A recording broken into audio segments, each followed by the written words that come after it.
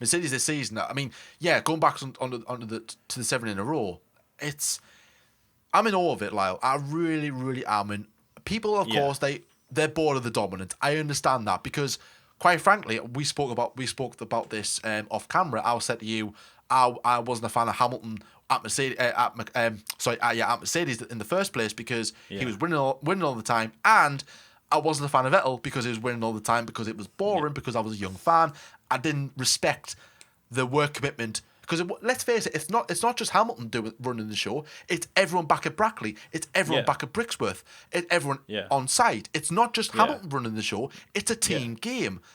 The team are working hard behind the scenes, and that's what not a lot of people respect. It's like, forget about Hamilton, forget about Bottas. Without the mechanics, without the people back at base, they will not be winning championships. That's Hamilton why will be finishing Formula P6 and P7.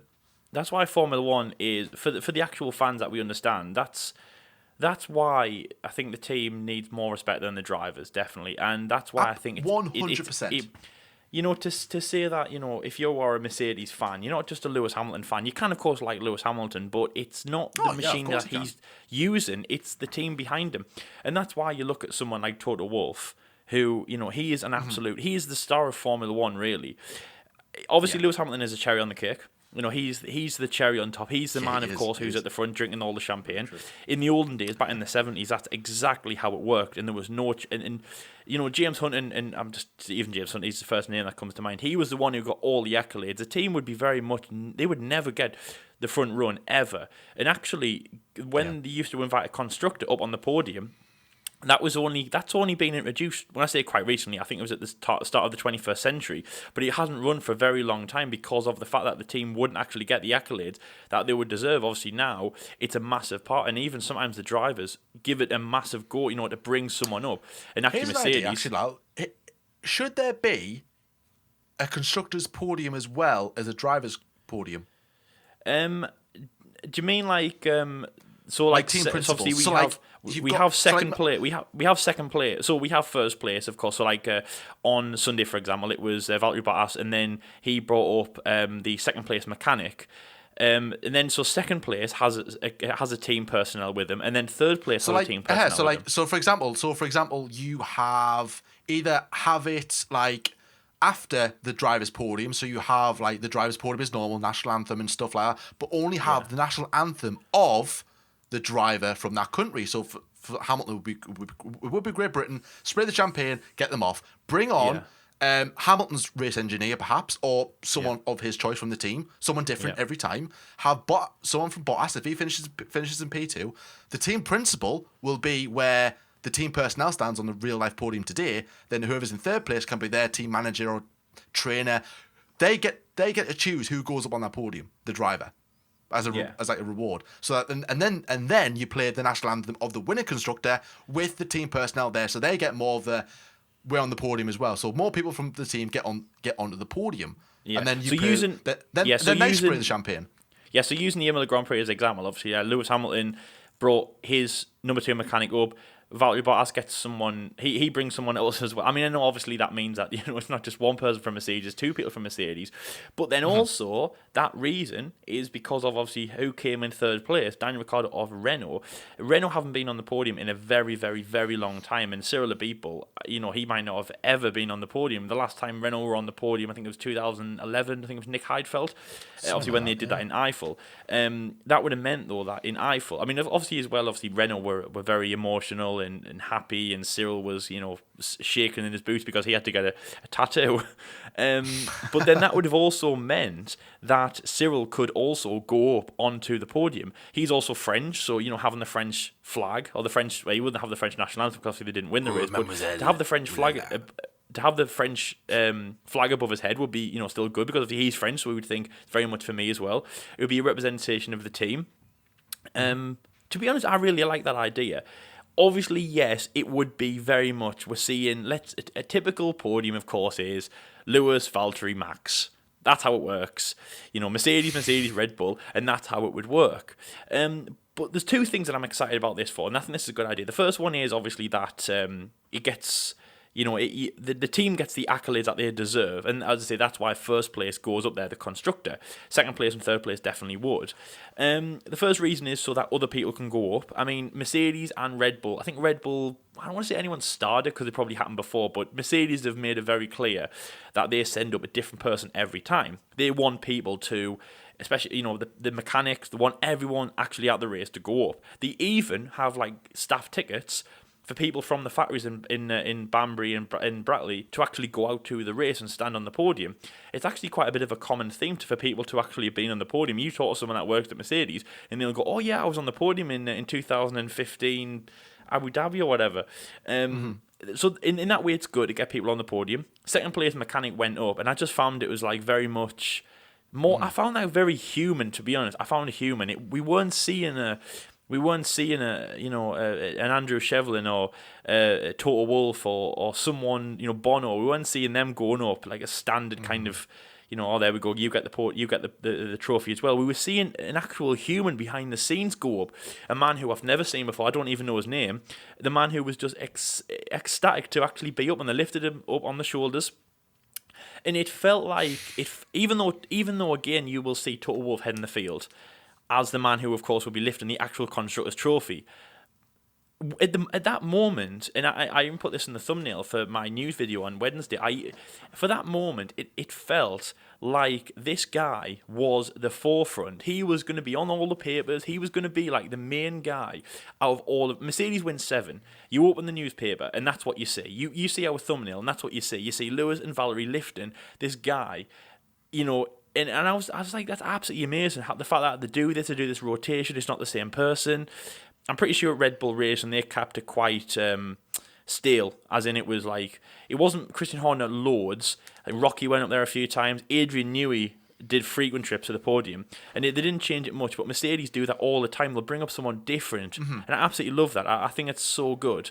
That is a good idea, but the fact that Mercedes wins all the time, it's the fact that they can do that. But if it's if Renault had won a race this season, then Cyril would be up there because he's the manager. Of course, he's team principal, so it's going to be the big boys for those that don't win.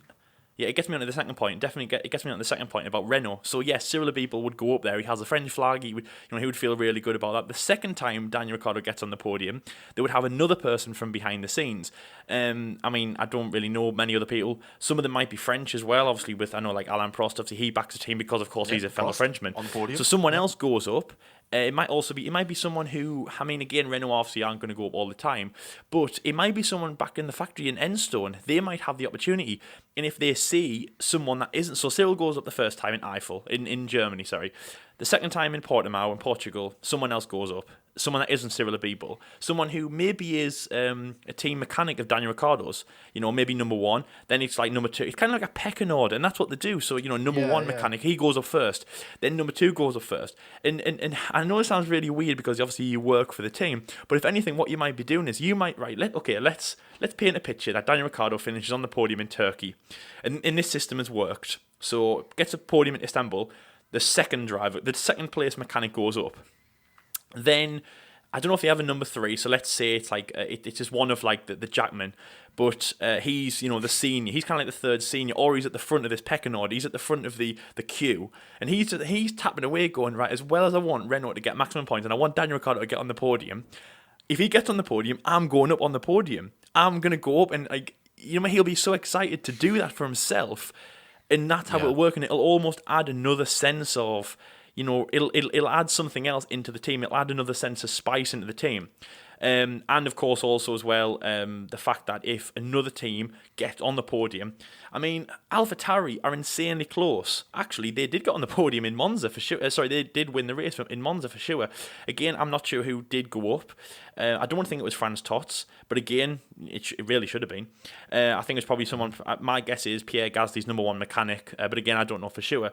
But again, AlphaTauri, a team that they've never been on the podium in since 2000. Obviously, taking out Monza, they've never been on the podium since 2008 with Sebastian Vettel, and back then it was kind of they might have just sent up someone quickly and going, it's the first of many. We're going to be on the podium for ages. We're going to do a Mercedes, and of course that hasn't worked. So teams like AlphaTauri will get excited because they might have people going up there. McLaren are definitely a team that need to start making a list of who's going up there. Is it Zach Brown? Is it Andreas Seidel? Who is going up? Because they're getting very close to be going up there. Basically, every team should be doing this, and I think this could work, John, because, I mean, of course, I know Formula 1's competitive. It's not like, it's not like an intrinsic work, like an elf on the shelf thing.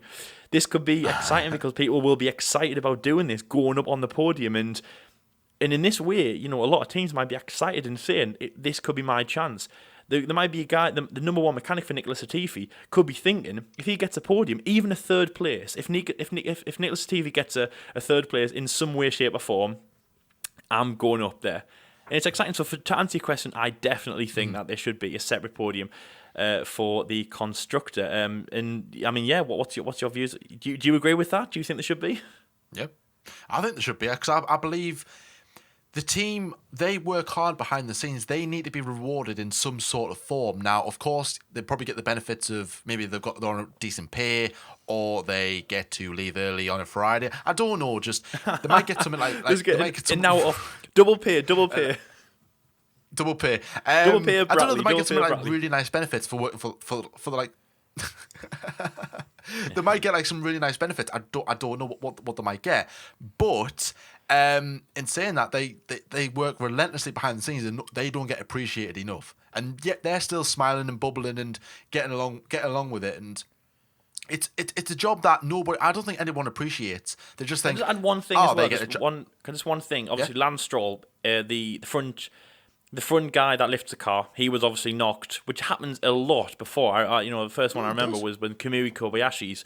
He knocked obviously by accident, of course. He knocked his guys. Mark Webber almost lifted one off the ground in Brazil 2012. I remember that one. It looked so cool, but I imagine when it actually happened, it was more like squeaky bum time when it came to Red Bull racing. It'll be more than squeaky bum time. It'll be. I need to change my pants, mate. Well, that was me. It was raining in Lagos. I do remember that. But honestly, it was absolutely cool. And then obviously Lance Stroll hits his mechanic. And also as well, obviously, just quickly, let's remember, Kimi Räikkönen when he hit that mechanic, his mechanic in Bahrain a few years ago. That's the dangerous job that Jordan's elaborating to. That's I know. To be honest, I was really upset. To be honest, I was upset about that. In my view on people and athletes, things like that, change very quickly. I applaud Lewis Hamilton for being as ecstatic on the radio. When Mercedes won 7, and I told you guys that on the news.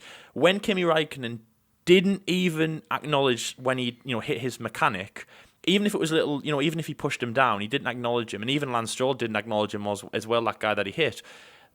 To me, they lose a little bit of respect for that. And I hope you guys, I hope you can see why, because that's pretty bad.